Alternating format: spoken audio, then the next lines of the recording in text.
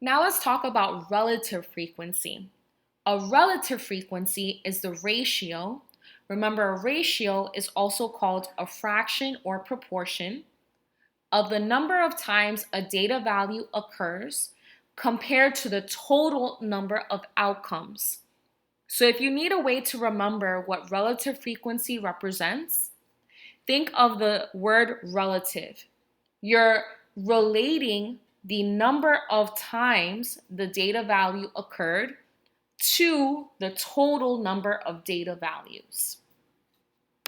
To find the relative frequencies, simply divide every frequency by the total number of data values. In this case, the total number of students in the sample. Remember, we had 20 students in the sample.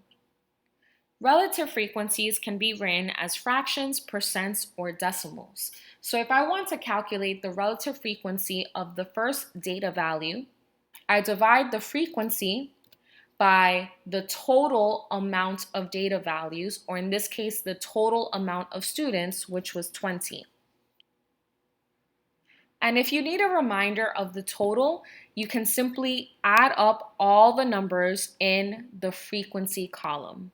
In this case, if you add up all these frequencies, you will come up with 20.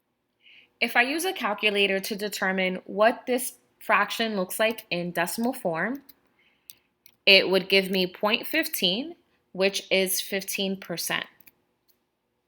Let's say I repeat the process for the second data value. Again, if I want to determine the relative frequency, I divide the frequency by the total amount, which was 20. So the relative frequency is 5 over 20. And if I want to convert this into decimal form, that would be 0.25, which is 25%, meaning 25% of students said they work 3 hours per day.